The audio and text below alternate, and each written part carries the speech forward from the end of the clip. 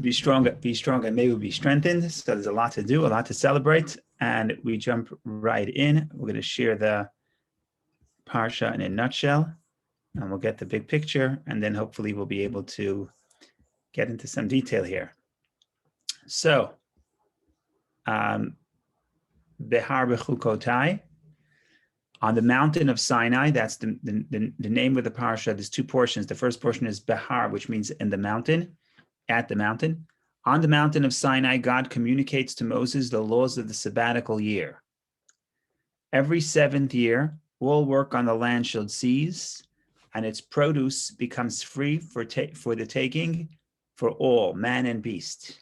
So in other words, you still own your land, but you can't work the land, you can't plant anything, and the produce that grows from previous years, for example, if you have an orchard, then anybody can come and benefit from the fruit. So that's every 7 years. 7 sabbatical cycles are followed by a 50th year, the Jubilee year.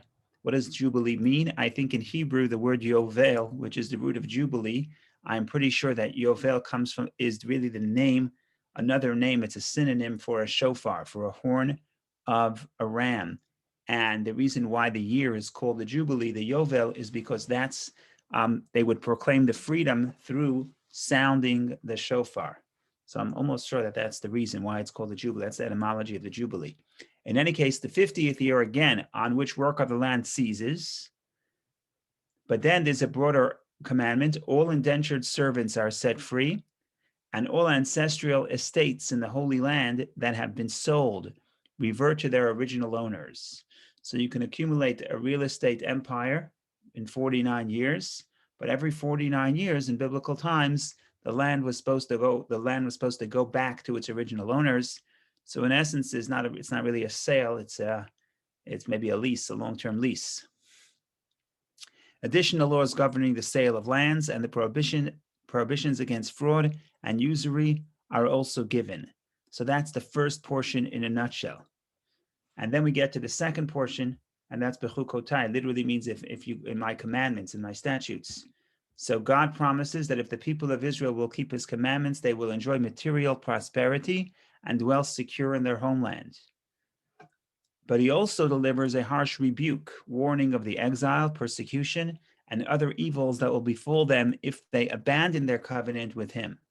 Now, I know in the nutshell, it's just about the same size, but unfortunately, in the portion, the verses of blessing, even though they are very powerful verses, they are much fewer than the verses of rebuke, which is much more at length and much more elaborated upon. And those are truly sad verses, almost as sad as Jewish history. But in any case, so we have the blessing and the rebuke, and then, but there is a comfort, and that is nevertheless, and this is a quote from the Parsha, even when they are in the land of their enemies, I will not cast them away, nor will I ever abhor them to destroy them and to break my covenant with them, for I am the Lord their God. So this is clear in the Torah that the exile should not be misinterpreted as God casting the people away or being disgusted within them, but we are still God's people despite the exile. And that's a very important thing that people remember throughout the exile. The Parsha concludes with the rules on how to calculate the values of different types of pledges made to God.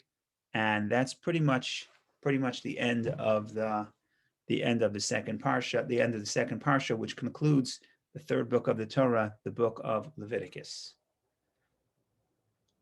Now, the only question that remains is where to begin with.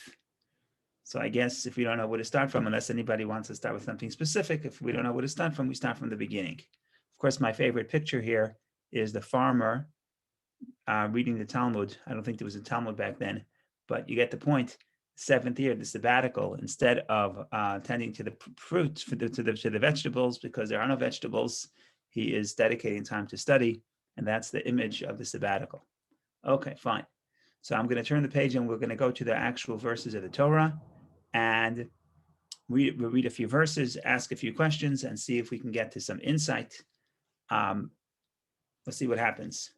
The journey begins. So when the Lord spoke to Moses at Mount Sinai, saying, "Speak to the children of Israel, and you shall say to them, when you come to the land that I am giving you, the land shall rest a Shabbat to the Lord. You may sow your field for 6 years. Very interesting translation. You may. In biblical Hebrew, you may and you should is the same word. So this could be just as well translated as you should sow your field for 6 years. And that's what the sages say. It is a mitzvah to work the land.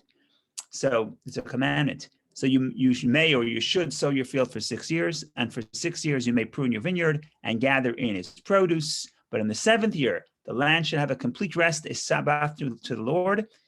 You shall not sow your field, nor shall you prune your vineyard.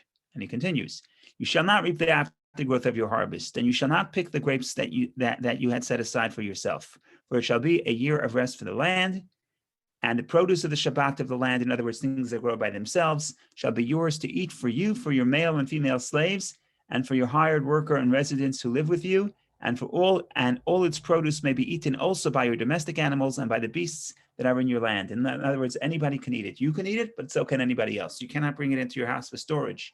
You can bring it in to use. So that's the first 7 verses that discuss the sabbatical. I never realized that, but you have 7 verses discuss the sabbatical, and then we go to the Jubilee. So the first 7 verses discuss the first 7 years.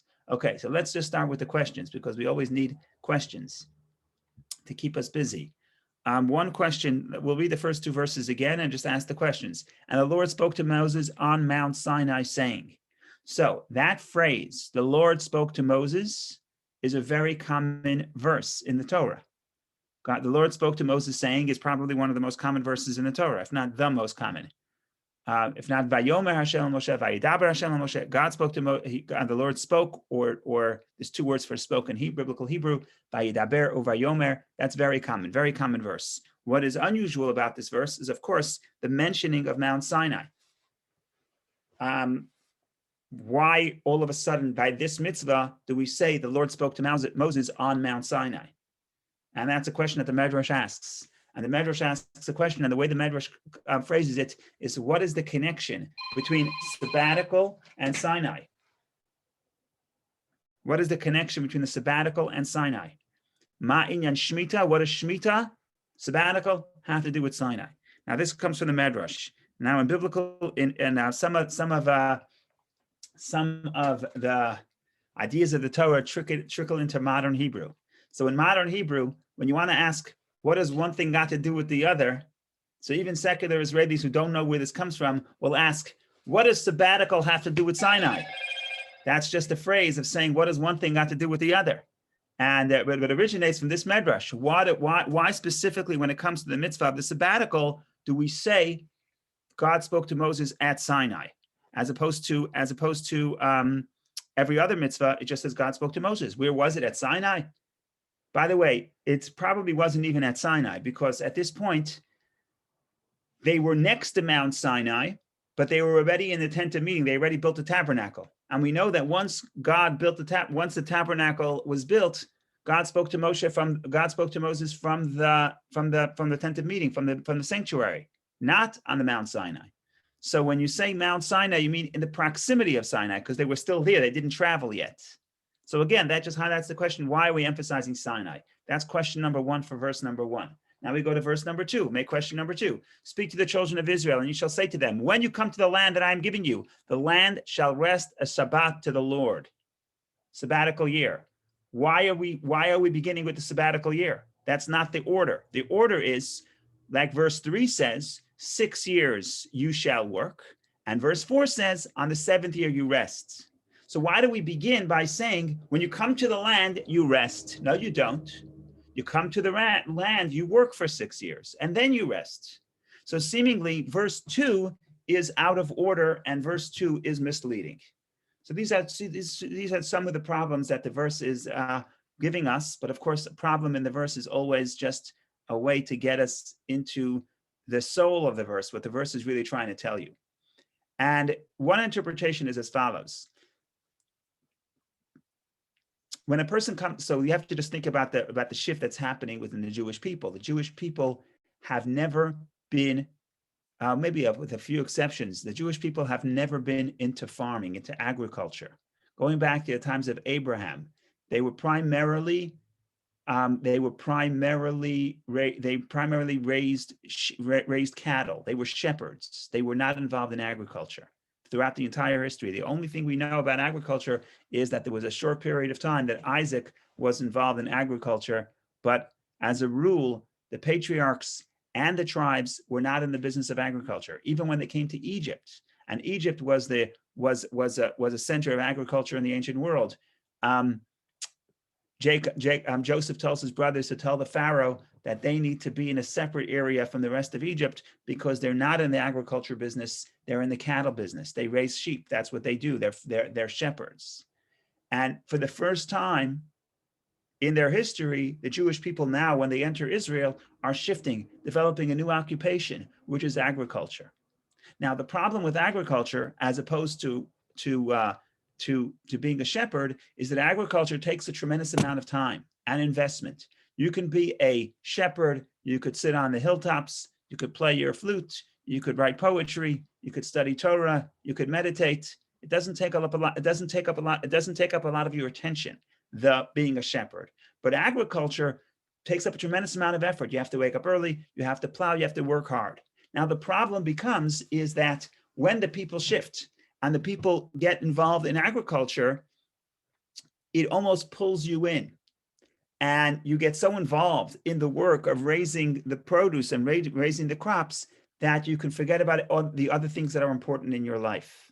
And that's why we have the mitzvah of the sabbatical. The sabbatical says, look, the sabbatical says that don't forget your true identity. And therefore, on the 7th year, you have to dedicate time for the other things that are important, but you don't have time for, right? They say that in life, there is the things that are important and the things that are pressing.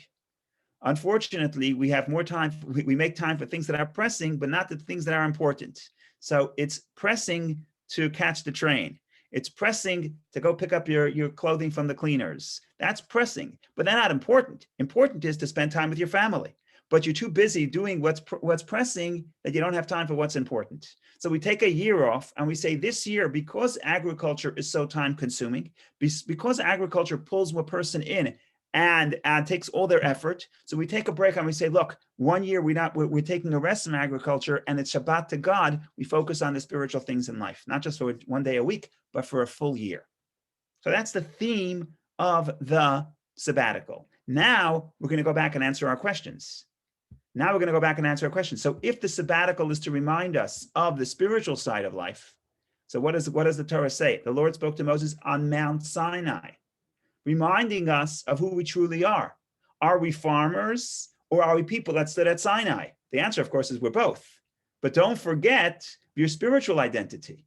The spiritual identity is that we stood at Sinai, that we have a relationship with God, that we received the Torah. And that's why, because God wants us to remember that we stood at Sinai, that is the reason why we enter the land of Israel. That's the reason for the commandment of the sabbatical when we enter the land of Israel. Now to the next point. The next point is, why does the verse say, verse 2, that as soon as you enter the land of Israel, you will rest, which is not true. You don't rest as soon as you enter. You first work for 6 years and then you rest. So here, the Kabbalists explain, verse 2 is telling you the purpose. You come into the land. Why are you coming into the land? You come into the land so you can have a year to serve God. That's why you're coming into the land. Verse 2 is the goal. Now, verse 3 explains how this goal comes about. So you work for 6 years so that the 7th year you could dedicate to God. But you start with the purpose. What's the purpose? The purpose is Shabbat to God. And that explains the order of the verses.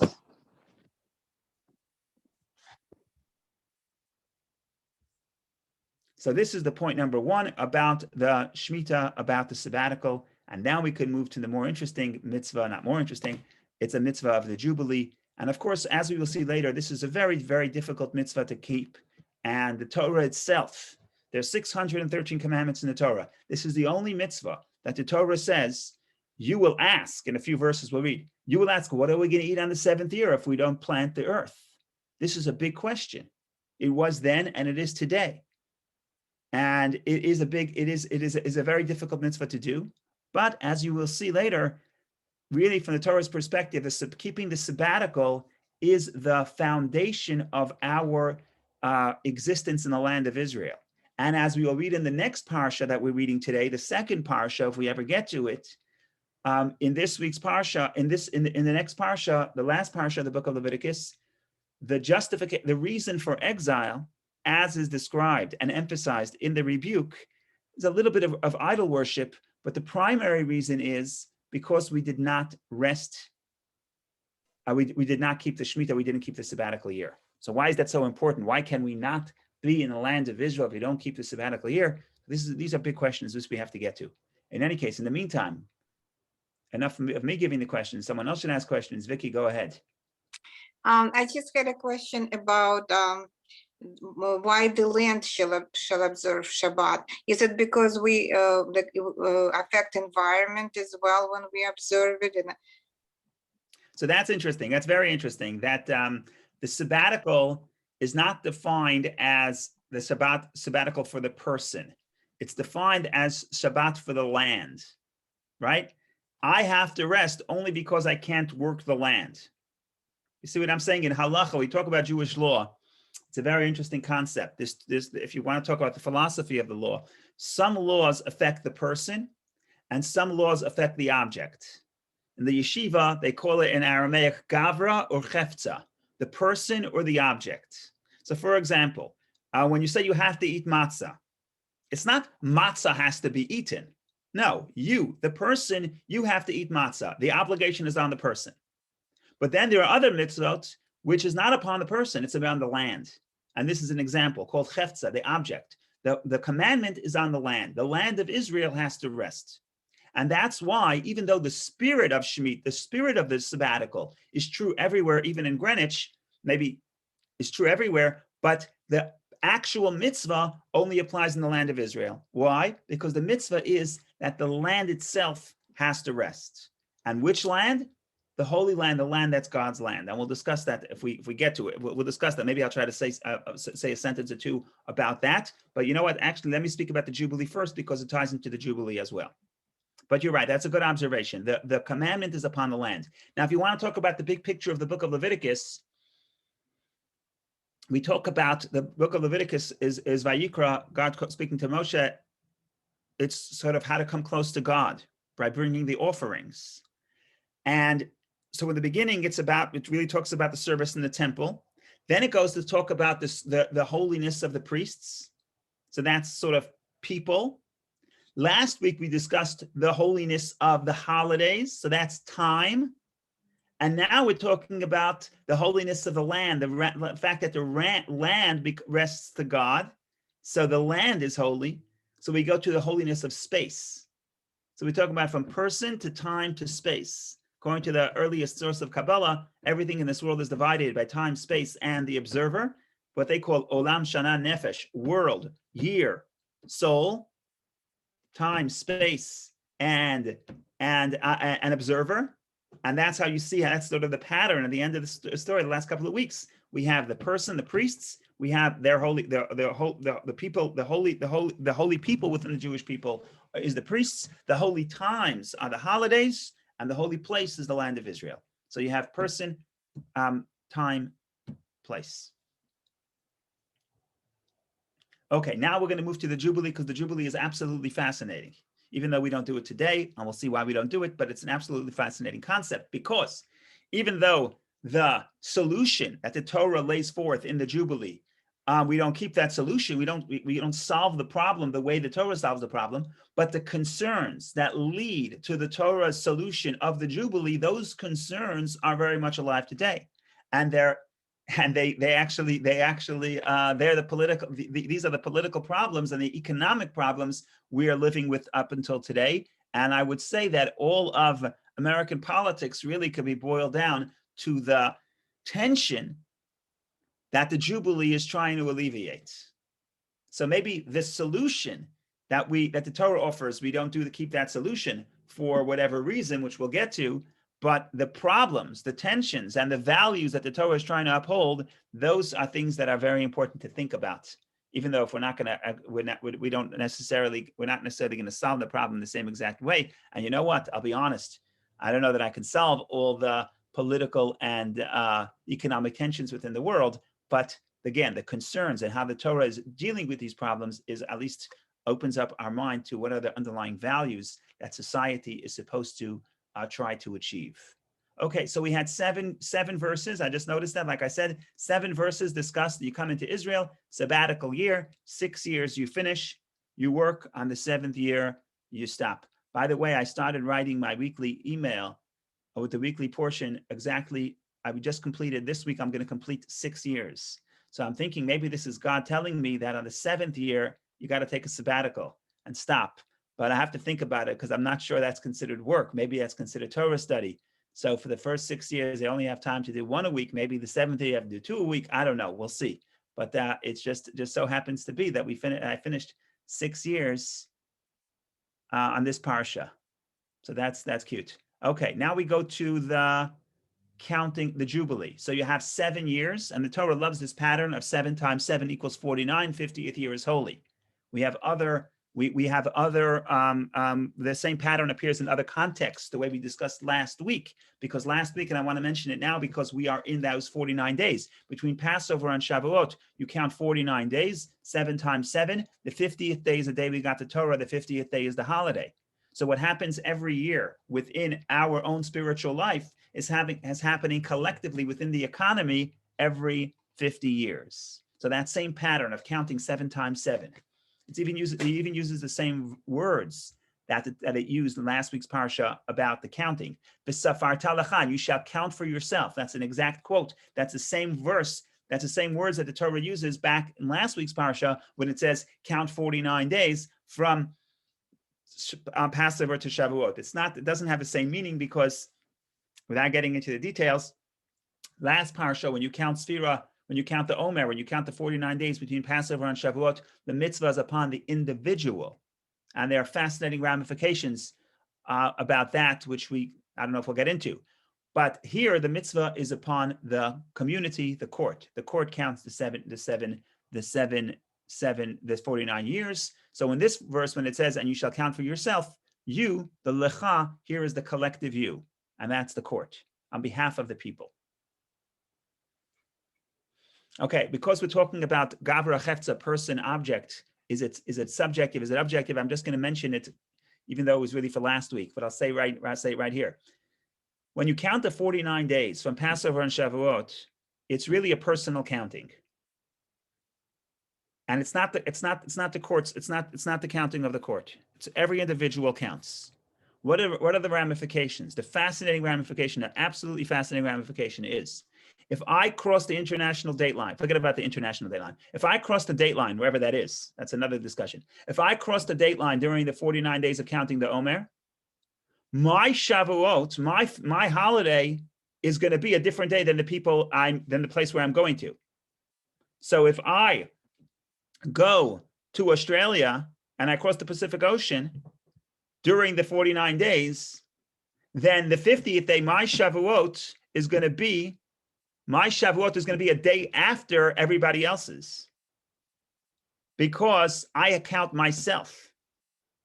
So it's a fascinating concept that the holiday of Shavuot is dependent on the individual person counting, or at least the time passing, as opposed to, so you can actually be in the same synagogue as everybody else, and everybody else has their holiday on one day, and you have the holiday, and you have your holiday the day before or the day after, because you cross the international date line, which is why it's better not to cross the international. I'm saying international date line, assuming that that's the halachic date line, but I'm just saying that's why you should not cross the date line one way. Either cross back and forth, or go the other circle around the world, go through Asia, Atlantic Ocean, and Asia, because otherwise you run into the problem of you may have a different Shavuot. I'm just mentioning this because we mentioned that there's the person, and then there's the land. So there's different ways of counting. Is it individual? Is it collective? So everything here is discussed, and everything here has ramifications, both practical and spiritual. Okay, we want to read a few verses about the Jubilee, and of course, the Jubilee is deep within the American culture, because if you go to Philadelphia and read the Liberty Bell, you see the verse that is inscribed on the Liberty Bell, which is why it's called the Liberty Bell, is from the verse of this week's parsha, which we're going to read very shortly, verse 10. Of course, this translation is not exactly like the King James Bible, so the inscription is going to be a little bit different. But here we go. Verse 8. And you shall count for yourself 7 sabbatical years, 7 years, 7 times. And the days of these 7 sabbatical years shall amount for 49 years for you. You shall proclaim with the shofar blasts in the 7th month, on the 10th of the month, on the Day of Atonement. You shall sound the shofar throughout the land. In other words, the Jubilee takes effect, the freedom that is proclaimed in the land, and the fact that all land goes back to its ancestral, to the previous owners, that takes effect on Yom Kippur, when they would sound the shofar on the 10th of the 7th month, which is Yom Kippur. Now, verse 10, the famous verse, and you shall sanctify the 50th year and proclaim freedom throughout the land for all who live on it. It shall be a jubilee for you, and you shall return each man to his property, and you shall return each man to his family. The 50th year shall be a jubilee for you. You shall not sow, you shall not reap its aftergrowth or pick its grapes that you had set aside for yourself. For it is a jubilee, it shall be holy for you. You shall eat its produce from the field. During this jubilee year, you shall return each man to his property. And this is really the, I don't want to say the conclusion, because the concept of jubilee comes up again, but this is sort of the big idea. And now it talks about, in the next few verses, it talks about economics. If you're going to sell land, the best way to sell land is to figure out how much produce it can produce times the years that left to the jubilee. And then we have many other laws in this parsha that apply to the economy and specifically to real estate in the time when the Jubilee was applied. Today, the Jubilee does not apply in Israel. The reason for that is to go back to verse 10. You shall sanctify the 50th year and proclaim freedom throughout the land for all who live on it. Not a perfect translation. The Hebrew is lechol yoshveh, to all its inhabitants. So you proclaim freedom to all the inhabitants, says the Talmud. This applies when all the inhabitants are on the land. But when the inhabitants are not on the land, it does not apply. Now, today we are missing the 10 tribes. So even if you have most of the Jews, I think there's about 7 million Jews. I think the majority of the Jews are in Israel today, but that is only the known Jews. That's only the Jews, primarily the tribes of Judah and Benjamin, but we have 10 lost tribes. And because those 10 tribes are not in Israel, the law does not apply. So the law of the Jubilee ceased when the king of Assyria took exile the 10 tribes of Israel about the 8th. Well, what was it? It was about I guess the 7th or 8th century before the Common Era. Now, it's also a logical idea. The whole idea is that when they entered the land of Israel was divided to all the tribes. And we want to keep that division. So every 50 years is a reset of the economy. But now who would it go back to, because the original owners are not living on the land. So that's why practically, technically speaking, the Jubilee does not apply. But of course, we want to think about what are the values of the Jubilee? What is the Jubilee really trying to teach us? And maybe what are the lessons that we can derive from the Jubilee? Maybe one more verse I want to read here.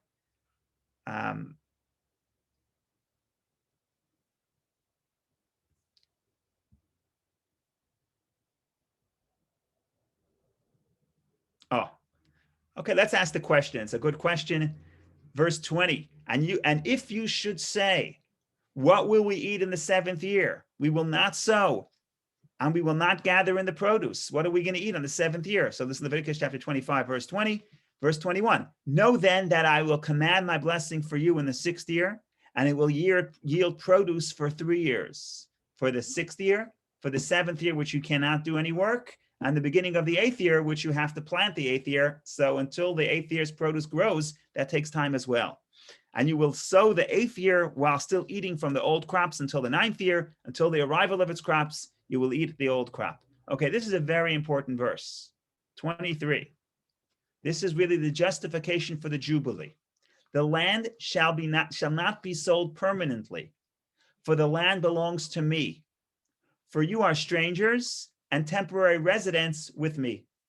This is the justification of both the sabbatical as well, but it's also, more importantly, it's the justification for the Jubilee. What is the Jubilee telling you? If in fact you can come to Israel and you say you're going to have land, God gives you the land, and every Jew gets a portion of the land of Israel. However, you can't sell it. Why can't you sell it? Because it's not yours. Who does it belong to? It belongs to God. So the keeping of that mitzvah, amongst other things, reminds us, besides the economic benefits, There are also the philosophical and theological benefits of the mitzvah. They tell us that our existence in the land of Israel is not because we have an inherent right to the land. Rather, the land belongs to God. It's a holy land. The land belongs to God, and God allows us to live as residents on his land. But if it's not yours, you can't sell it, right? How do you know if it's yours? It's yours if you can sell it. If you can't sell it, it's not yours. You can live there, but you can't sell it.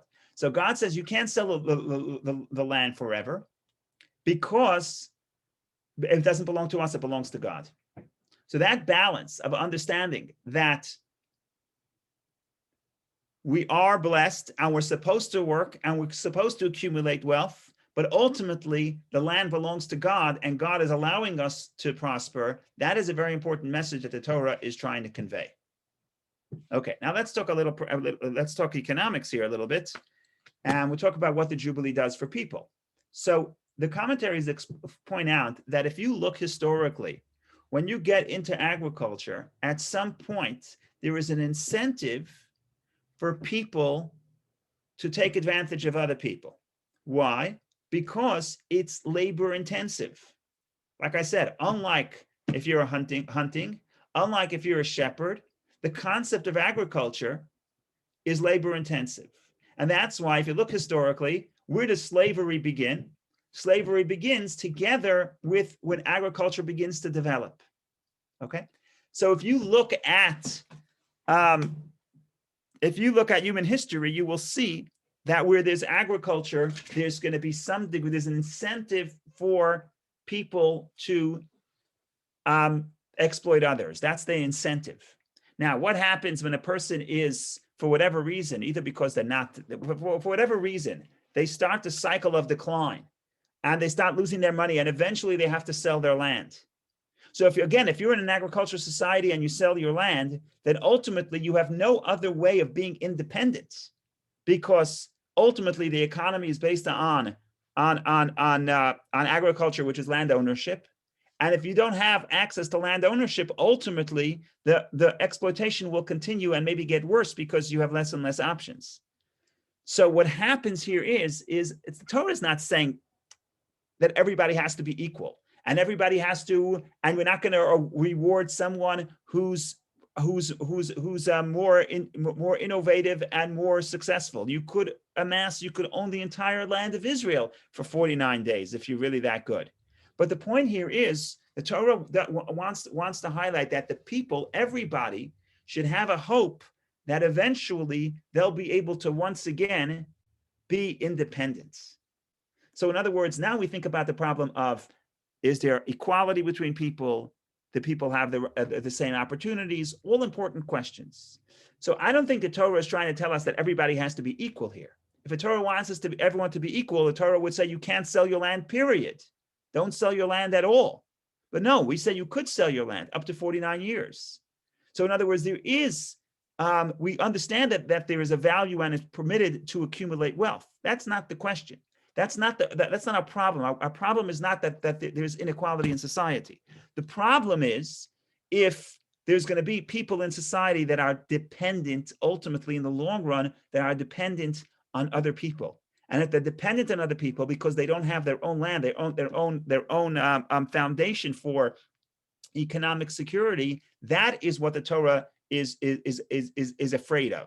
And we'll see it later also in this parsha. There's a verse that God says that, again, justifying the fact that people are going to go free, that I'm just trying to find that verse. The verse says, Ki li bnei Yisrael avadim, the people are servants to me. In other words, let's find the verse right here. So this is if somebody becomes poor, if your brother becomes destitute with you and is sold to you, do not work with him with slave labor. As an employee or a hired resident, he shall be with you. Until the Jubilee year, he shall work with you. Then he shall leave you, he and his children with him, and he shall return to his family and resume the status of his fathers. So again, the Jubilee, part of the Jubilee is that even people who have to sell themselves as slaves on the 50th year, they go free. Why? Says verse 42, for they are my servants, whom I brought out of the land of Egypt. They shall not be sold as slaves, as a slave is sold. So what's the justification for the Jubilee? The Jubilee is the land doesn't belong to you. But people don't belong to you either, because the land belongs to God and people belong to God. So ultimately, we don't want the scenario where a person in the long term, him and his children and generations after, are dependent on other people. And the way we solve that problem is that there's the reset of the real estate market, and ultimately everybody is going to get, within 49 years, they get the foundation for their own independence, economic independence. That's what it seems that the Torah is trying to convey. I also think that, why does migration happen? Why do people move to new countries? It's not so much because they're poor right now. People move from Europe to this country, or people move when they don't have hope for the future. Okay, so they're looking for a better future. When they say, in this country, my children, my descendants, we have no connection here. So we're going to move. We're going to migrate. Now, in the ancient world, if you migrated, you never came back. So here, what the Torah is doing is telling you, you always have hope. You always have hope that you and your descendants, your family, will have a connection, a financial stability within this land. So that's some of the ideas that the Jubilee is trying to do. It's trying to protect the the economic independence of people, but it's also that philosophical idea and theological idea, how people self-understand, I cannot be dependent on somebody else because I am dependent on God. I'm God's servant. I'm not a servant of another human being. And that's also a deep idea within the mitzvah of the Jubilee. Okay, so we'll stop here about the Shemitah and the Jubilee. If anyone has any questions, Yobel, anyone has any questions, please share. Otherwise, we want to give a little bit of attention to the second parsha as well, because, like I said, we have a lot to do. We got two portions.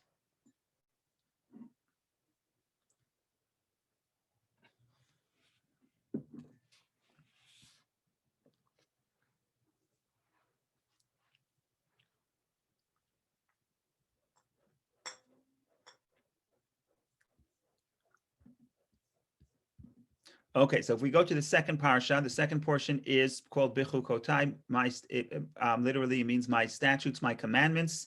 It starts right over here, which is what chapter? Leviticus chapter 26, verse 3 is the beginning of the second parsha. Again, it's the final parsha of the third book of the Torah, the book of Leviticus. So this is a big celebration on Shabbat, but also today you can start celebrating early for the conclusion of the third book. So if you shall follow my statutes and observe my commandments and perform them, and here is beautiful blessings, I will give you rains in their time. The land will yield its produce, and the tree of the field will give forth its fruit.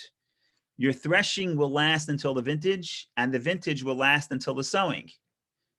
You will eat your food in satiety, and you will live in security in the land. This is very poetic. We're not farmers, so we don't care. But the way it works is the threshing will last until the vintage. So in Israel, right now, a few weeks ago, Passover is when the barley ripens. Shavuot in a few weeks is when the wheat ripens. But then the vintage, the wine doesn't ripen until later in the summer. So what we're saying is we're going to have so much grain that we're going to be threshing the grain until the time of the vintage, until we have to start harvesting the grapes. And then the vintage will have so many grapes that we're going to be busy with the grapes until the time to plant. Usually you got a few months, you got a few weeks between the threshing and the vintage, and certainly a few weeks between the vintage and the plowing, maybe even a few months. But here, the poetic description is they're going to have so much produce that you're going to be busy full time. And then that's economic prosperity, but then you also have political prosperity. You have peace. That's verse 6. And I will grant peace in the land, and you will lie down with no one to frighten you. I will remove wild beasts from the land, and no army will pass through your land. You will pursue your enemies, and they will fall by the sword before you. This is good numbers. 5 of you will pursue 100, and 100 of you will pursue 10,000, and your enemies will fall by the sword before you. I will turn toward you. I will make you fruitful and increase you, and I will set my covenant with you. Now, I don't recommend you turn the page, because when you turn the page, you're going to get to the rebuke, the curses if we don't keep the Torah. So we'll see if we if we get to that. But I want to talk about really for a moment the first verse, the first word, im bechukotai telechu, if you walk in my statutes and you walk in my mitzvot, and you keep my mitzvot. So what is the word statutes? In English, I think statute refers to all types of laws that are legislated, but in Hebrew, Bechukosai has a very specific meaning, as you may know. But first, let me just open up the Rashi here. We'll read some Rashi, and we'll see what we can make of this. I'm just trying to find the Rashi here.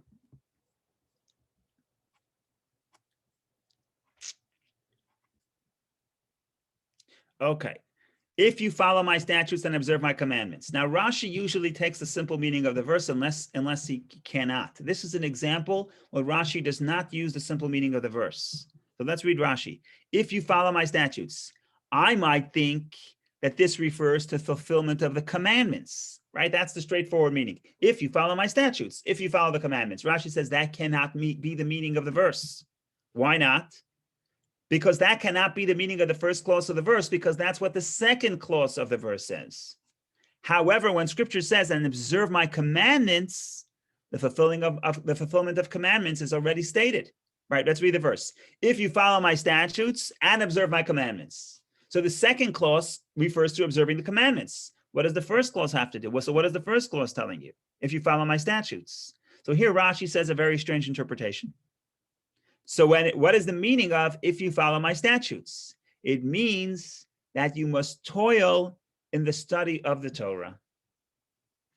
Okay, so Rashi says, based on the Medrash, we're going to ignore this bracket because we're going to take a different interpretation. This is not Rashi. This is Gur Aryeh, the Maharal's commentary on Rashi. We'll ignore that. But in any case, so how is Rashi reading this verse based on the Medrash, Torah Kohanim?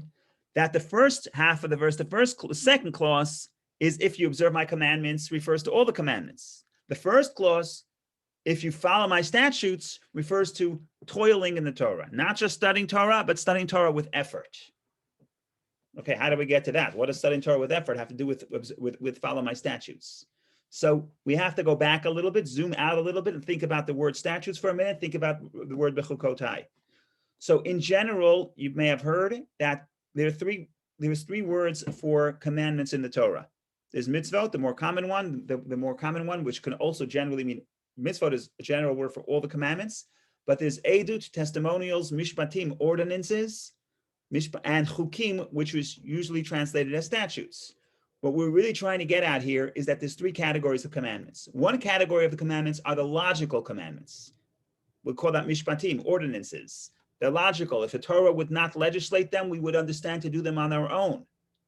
For example, in 10 Commandments, do not murder, do not steal. These are things that are logical. Then you have edut, mitzvot that are testimonials, that testifying to the past. Like, for example, Passover, Shabbat, testifying to the fact that God created the world. These are testimonials, also logical. Then there are mitzvot that are, we translate chukim, translated as statutes, that make no sense. Why do we do them? Because God told us to do them.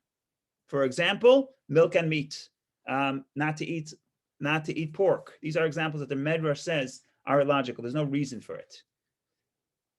So they're called chukim. Now let's think about the word chukim for a minute. Why are they called chukim? So chukim means the laws that we don't understand. In Bechukosai, my laws, my statutes, but it's the statutes that I don't understand. So here the Kabbalah enters, and we need the Kabbalah, the Kabbalistic interpretation, to be able to understand what Rashi is saying. So the Kabbalah says, let's look at the Hebrew language for a moment, and we like to point out that in Hebrew, there are many words that seem completely unrelated, yet they share a common root, and that's because spiritually, deeply, they do have an internal connection, even though on the surface they're not connected. And here we have two words. We have engraving, and we have the word for statutes, for the mitzvot that are not understood. And that's the same word, a chok. Lechokek is to make a law, which makes no sense, or it means to engrave. So we want to think about the connection between those two words. But parenthetically, I just want to say that when I was thinking about this, I realized that in English, and I checked it up, and it's I think it's accurate. In English, there's also two similar words that are connected: statutes, and what other word is similar to statute? A statue. You have a statue and you have a statute. Similar idea, because what is a statute? What is a statue? A statue is engraved, is carved, right? So usually you take a stone, you carve it. That's like engraving. Here you have a very similar thing in English coming from Latin, where statute and statue are the same word. Now, why they are the same word? Not because of the same word in English. In Hebrew, you'll see in Hebrew there's a whole different connection. In Latin, it's very simple. The root, sta, is to stand. So the statue stands and the statute stand. So that's the connection between both words. It's either standing literally or standing figuratively. So that's what the English. So that's what the English and the Latin, we solve that problem. But again, that's more external. We're going to look at the Hebrew and we'll look at the Kabbalah, and you'll see that the mitzvot that are harder to do, the mitzvot that make no sense are related, is the same word as engraving. So let's think about the idea of engraving versus writing. And we discussed this in the past. We'll do it again. When you write, there's two features that engraving differs from writing, maybe more, but we're going to focus on two. Number one, when you write something, it's relatively easy. It's much easier to write on a piece of paper than to engrave. To engrave takes precision, takes time, takes effort. That's one difference. That's related to a deeper difference. That is, when you write, the entities that you write, the two entities are separate. You have ink and you have parchment. You have ink and the paper. They don't become one entity. On the paper, it looks like it becomes one, but it doesn't. But you really see it on a Torah scroll. On a Torah scroll or a mezuzah, the ink and the parchment do not become one entity. And that's why you have to check your mezuzah. Why? Because of temperature changes, the letters could literally crack off because the ink and the parchment remain two entities even after you write. However, when you engrave a letter in a stone, it's not two entities. The letter is not it does not have it's not a foreign substance. It's one entity with the stone itself. So that's the concept of engraving as opposed to writing. Now let's connect this to the laws that don't make sense. Says the Kabbalah as follows: when you're doing a mitzvah, because it makes sense, it's much easier to do. When you do it because you're motivated, I understand why I'm doing it. It makes sense to me. My own personality, my own mind, my own heart motivates me to do this. But if you're telling me to do something and there's no reason for it, that's much more difficult. Now, says the Kabbalah, what happens is the result of the fact that it's more difficult is, if it's more difficult, it actually penetrates deeper within your soul. It's not like writing the words of the Torah on your soul, it's like engraving. So this is a very interesting concept. The effort that takes to do something that you don't want to do, that effort has a much deeper impact on your psyche, on your soul. It becomes united with you. When I do something because I like to do it, it's like writing. It's easy, but it doesn't necessarily become who I am. If it's hard to do, and I do it despite the fact that it's hard, then it penetrates me in a much deeper way. Okay, now let's jump to Rashi. Rashi says that the word, if you follow my statutes, means not commandments, but it means toiling in the Torah. How does he get to toiling in the Torah? Where the word Bechukosai means statutes. Oh, because Bechukosai means to engrave. Says Rashi, when you toil in the Torah, you're engraving the words of Torah in your heart. In other words, the key here is the toil. And with hard work, when you study Torah and you invest effort in the study of Torah, that is it's not just an obstacle you have to overcome. Oh, it's a hard piece of Talmud, so I really have to break my head to understand. No, the difficulty is an important part of the process, because when it's difficult and you continue and you persevere, that's when the words of Torah are engraved in your heart. And that is the connection between the word chukah, engraving, and the idea of toiling in the Torah. Now, what's the takeaway? The takeaway is that, again, what do we value in our life?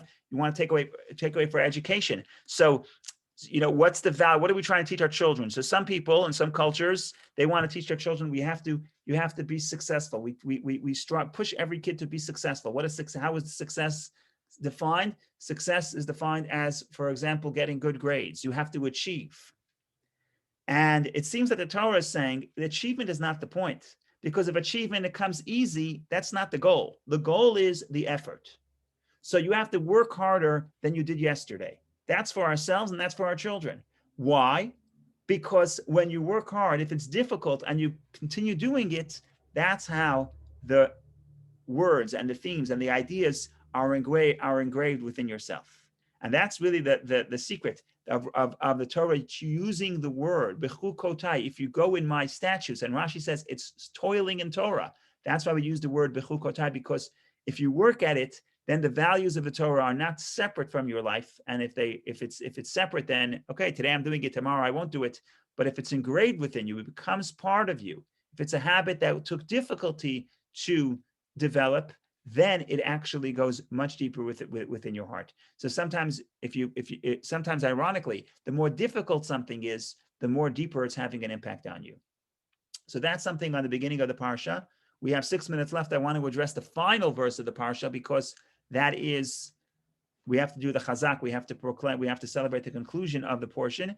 So I'm going to not really address the final verse, but the final few verses, and just point out to talk about two mitzvot that the Torah discusses on the last page of the parsha.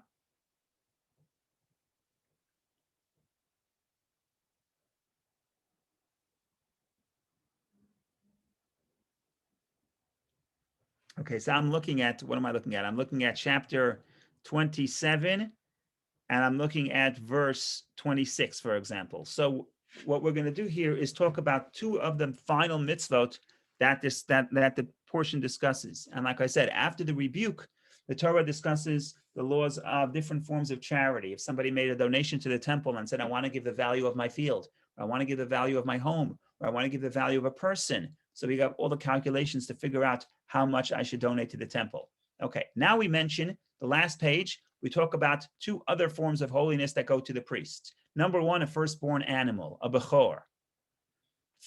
If a firstborn animal, it belongs to the priest, you have to give it to the priest. Why that is, it's in the book of Exodus, reminds us of the fact that God saved the firstborn Jew when we were taken out of Egypt, and that's why there's a mitzvah to redeem your firstborn son. If you are an Israelite, and your husband is an Israelite, and your father, if you're a woman, your father was an Israelite, and it's a firstborn son, then you have to do the mitzvah of redeeming the firstborn son, but that's another story. Less famous is the firstborn animal. Firstborn animal goes to the priest. That's verse 26. However, a firstborn animal that must be sacrificed is a firstborn to the Lord. No man may consecrate it, whether it be an ox or a sheep, it belongs to the Lord. So we're talking about in the context of consecrating different objects and saying, I'm going to give that value to God. You cannot say, my firstborn animal is holy, I'm going to give it to God, because it already belongs to God. It's not yours to give. Okay. Next thing we discuss, we're going to skip down and go to literally the second to last, third to last verse and the second to last verse. There's a mitzvah called tithing the animals. And basically the way it works is like this. Every year, all the new animals that are born in your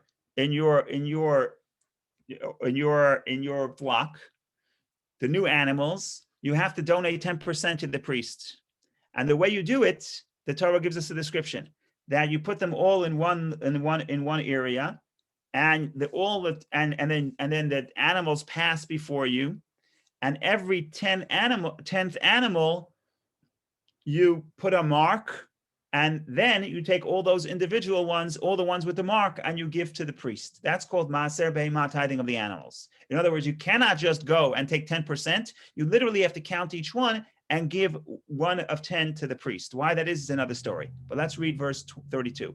Any tithe of cattle or flock, of all that pass under the rod, the 10th shall be holy to the Lord. The rod is, you dip your rod in a color, and you make the mark on every 10th animal. Now, the 10th animal that comes up, you can't manipulate to say, I'm only going to give the priest the bad animals. He shall not inspect a tithe animal for a good or bad one, nor shall he be substitute for it. In other words, I say, oh my God, the beautiful animal has been given to the priest. So you know what? I'll switch it. Doesn't work. You can't do that. And if he does replace it, then both that one and its replacements are holy. It cannot be redeemed. And finally, the last verses, these are the commandments that the Lord commanded Moses to tell the children of Israel on Mount Sinai. Chazak, chazak, v'nitchazek, be strong, and may you be strengthened. Okay, what's the takeaway from this book? So Kabbalah always explains that the beginning and the end always have a connection, and the end sort of gives you the summary of everything we've been trying to say in this book. So it's not literally, you have to be a little poetic to find it, but these are the two big themes of the book. And this is an interpretation that the Rebbe offered. And he said like this, the whole book, third book, is looking for how to become close to God, how to increase the holiness. That's the theme of the third book. Now, there's two forms of holiness. One is like the firstborn, and one is like the tithing of the animals. But the greater one is the tithing of the animals. That's why it's second. That's why it's second, because that's the climax. Now, what do we mean? So there's two types of holiness. There's a holiness that God creates, and then there's man-made holiness. So the firstborn, who decides which animal that the firstborn animal is holy? It's God. The human being does not have any investment. I don't decide which animal will be holy. Whichever animal is born first is holy. So that's one class. That's the class of holiness that comes from above.